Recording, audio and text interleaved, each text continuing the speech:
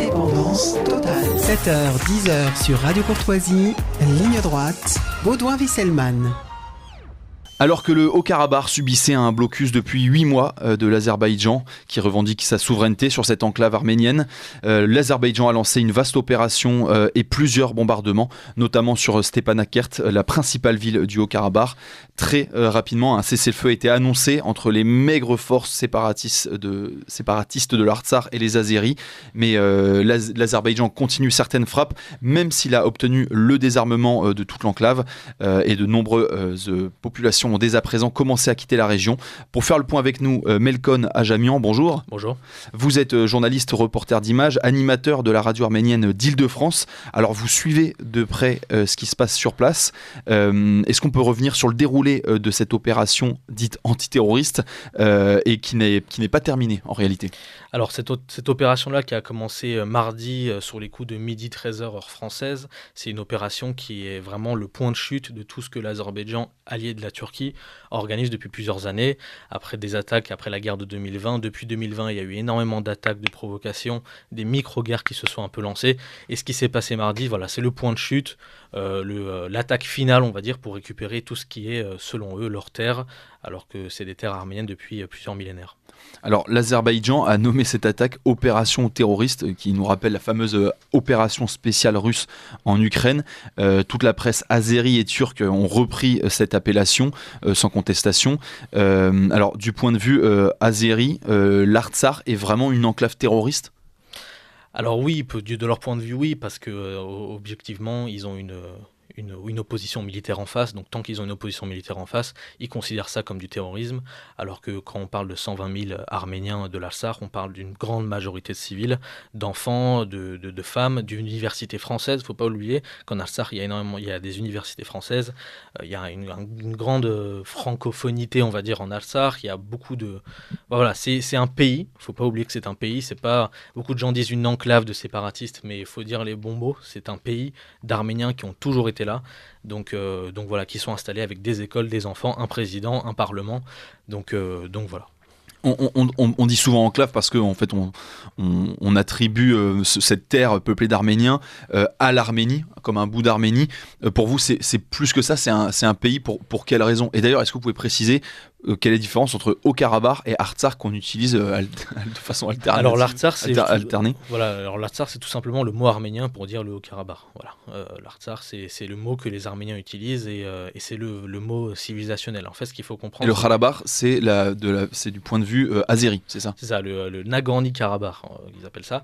Mais en fait, il faut savoir que l'Artsakh, c'est le centre civilisationnel de l'Arménie. On dit Arménie, premier pays chrétien au monde, ceux qui ont ouvert le chemin pour la chrétienté sur l'Europe, etc. C'est-à-dire que vraiment, Chouchi, qui était la capitale de l'Artsakh avant, qui est maintenant du côté azerbaïdjanais, sa grande église qui est en train d'être transformée en mosquée, c'est vraiment là que c'est le centre civilisationnel de l'Arménie même. C'est là que de tout part, on va dire. D'accord. Et alors actuellement, il y a des poches de résistance, si on peut dire, en Artsakh. Donc les combats se poursuivent. Est-ce que vous avez des informations là-dessus, un peu l'état de ces combats? Alors, il y a eu mercredi un cessez-le-feu qui a été prononcé avec les Russes. Donc la majorité de l'armement de l'Artsakh a été donné aux Russes et aussi aux Azerbaïdjanais, mais c'est plus les Russes qui vont réquisitionner tout cet armement-là. Donc la grosse partie de l'armée a déposé les armes au vu de la puissance de feu azerbaïdjanaise et au vu, il ne faut pas l'oublier, de plus d'un an de blocus de l'Azerbaïdjan qui a coupé toutes les routes d'approvisionnement de l'Artsakh pendant un an, qui a entamé une famine absolument terrible, qui a été dénoncée par absolument tout le monde, l'ONU, etc. Mais bon, ça n'a pas forcément bougé. Dénoncer, c'est bien, mais agir, c'est différent. Mais en tout cas, il y a effectivement quelques poches de résistance, de gens qui ne veulent pas se rendre, que ce soit des civils ou des militaires, tout simplement, comme la ville de Martakert, par exemple, qui certains habitants disaient qu'ils préféraient mourir que de partir. On a appris hier que la ville de Martakert était tombée du côté azéri. Dans ces dans ces villes-là, parce que Stepanakert, on a beaucoup d'infos, parce qu'il y a beaucoup de journalistes là-bas, même de l'AFP, etc. Mais dans plusieurs localités, comme des petites villes, il y a vraiment peu de connexions, peu d'électricité, il y a rien de tout ça. Donc on sait très peu de choses, et on a des vents, on a des informations que quelques jours après, où on apprend, par exemple, on a appris que là, il y avait à peu près 5 civils qui ont été tués, dont 3 enfants, 15 civils blessés, il y a eu une vingtaine de camions qui sont arrivés d'Arménie pour aller récupérer des civils blessés. On apprend petit à petit au compte-gouttes que les combats ne se sont pas arrêtés, que la situation humanitaire est absolument catastrophique. Alors, il y a d'ailleurs 5 militaires russes qui sont morts dans une embuscade des troupes azéries. Et la Russie n'a pas haussé le ton, parce que c'est quand même 5 vies russes. Alors, je sais qu'ils ne sont plus à ça près depuis la guerre en Ukraine, mais tout de même, est-ce que pourquoi la Russie ne réagit-elle pas de façon plus virulente, sachant que là, qu'ils viennent de perdre 5 hommes sous les tirs azéris? Ses intérêts avec l'Azerbaïdjan sont plus grands que les vies humaines. On l'a bien vu que la Russie, comment ils envoient leurs soldats en chair à pâté en Ukraine. D'ailleurs, c'est une petite information à savoir, les soldats russes, qui sont à peu près 2000 hommes, soldats russes de maintien de la paix, sont déployés en Artsakh. La plupart des Russes se battent un peu pour aller en Artsakh, parce qu'ils préfèrent aller en Artsakh qu'en Ukraine. Donc voilà, maintenant... on a ces 5 morts dans une embuscade, mais il y a eu d'autres morts après. Je crois en tout, il y en a eu 3 morts de plus. Information à vérifier. Il y a eu des morts de plus, ça c'est sûr. Le chiffre de 3 est à vérifier parce que c'est encore flou. Mais voilà, c'est parce que les tirs, les Azerbaïdjanais tirent sur n'importe quoi. Il y a eu une base militaire russe il y a 2 jours qui a été incendiée parce qu'ils pensaient que c'était une base militaire arménienne. Et en fait, automatiquement, l'Azerbaïdjan lance tout de suite des messages d'excuses à Vladimir Poutine, etc., en disant que c'est des dégâts collatéraux. Et on le voit dans les grandes émissions russes, sur les grandes chaînes de télé russes, la plupart des intervenants disent que l'Azerbaïdjan reste l'allié le plus fiable, on va dire, dans la région du Caucase du Sud pour la Russie. Et voilà, c'est anecdotique pour eux, ils sont plus à ça près. Parce que oui, il y a une question de la déstabilisation du Caucase. Si la Russie se brouille avec l'Azerbaïdjan, ça peut être un risque.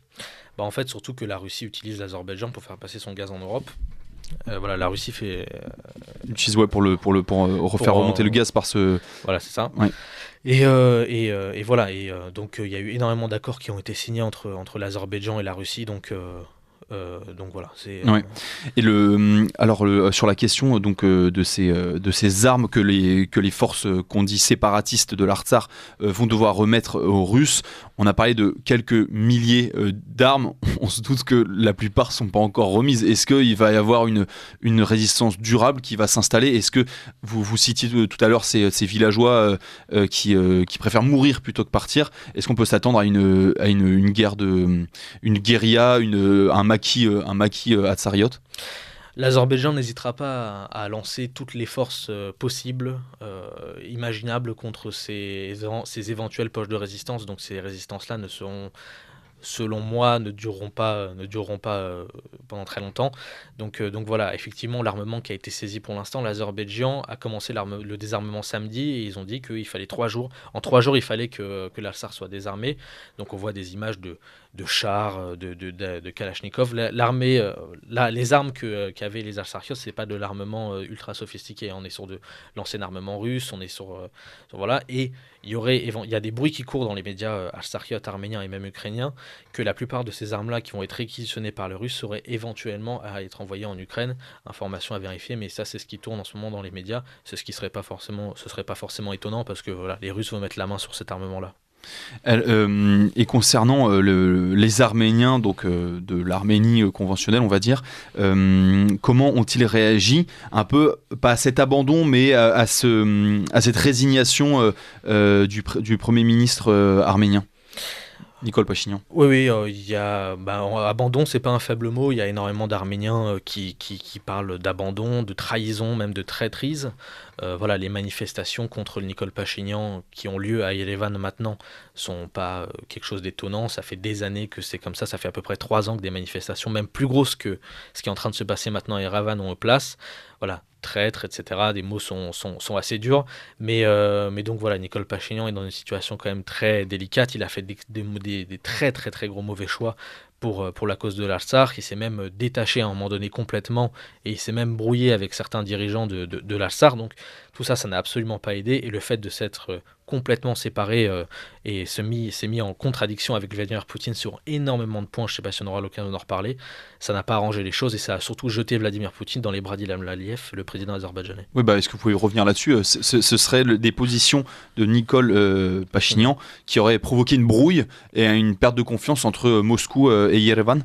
Ouais, exactement, donc c'est-à-dire que l'Arménie a 30 ans de régime, on va dire, complaisant russe, pour dire pro-russe ou complaisant russe, alors avec son lot de corruption, etc. Donc voilà, il y a eu une révolution en 2018 où les Arméniens en ont eu marre de ce régime un peu pro-russe et de corruption. Donc ils ont mis en place ce Nikol Pachinian qui est arrivé de par une révolution de velours en 2018, révolution de velours parce qu'il n'y a pas eu de réelle violence, ça a été une révolution démocratique, et donc automatiquement ce Premier ministre-là a voulu se détacher du joug russe, parce qu'il ne faut pas oublier que la plus grosse partie du gaz en Arménie, c'est les Russes qui le gèrent, etc. Donc il y a plein...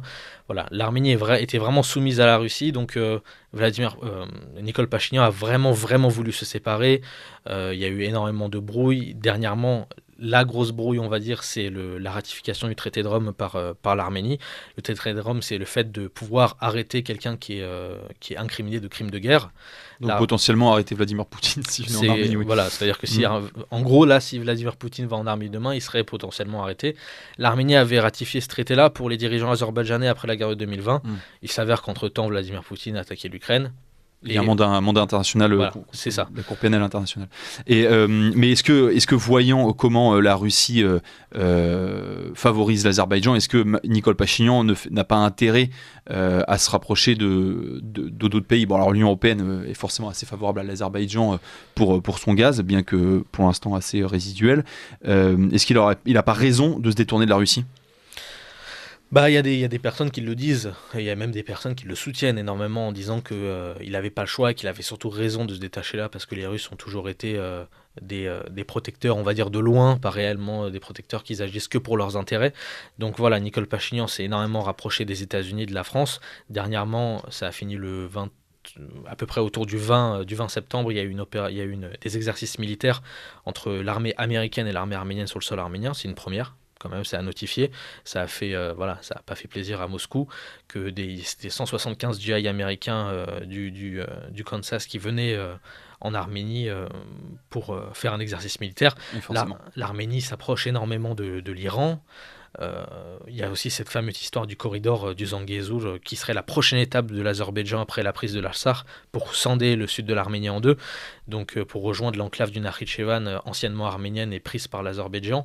Et donc l'Iran est très contre ça, l'Iran est prête à soutenir l'Arménie là-dessus. Il ne faut pas oublier que l'Inde, il y a quelques jours, va nommer un représentant militaire en Arménie. Donc il y a des choses qui bougent quand même pour l'Arménie même. L'Artsakh, c'est terrible ce qui est en train de se passer. Elle sera sûrement rasée et il ne faut pas oublier qu'il y a plus une quarantaine d'églises qui datent du 4e siècle en Artsakh qui sont menacées de mort comme ce qui s'est passé au Nakhitchevan. Pour comprendre ce qui va se passer en Artsakh, on n'a qu'à regarder le Nakhitchevan, une terre arménienne qui a été complètement supprimée de toutes les traces arméniennes, donc c'est terrible. Mais l'Arménie essaye de s'allier avec la France. Emmanuel Macron a eu des propos hier à la télé, à TF1, comme quoi il reconnaissait, il soutenait à fond les frontières même de l'Arménie, etc. Donc voilà, ce sera plus dur pour les Azerbaïdjanais d'envahir l'Arménie demain que l'Artsakh. Voilà. Merci Melkon Ajamian, vous êtes journaliste, reporter d'images et animateur de la radio arménienne d'Île-de-France.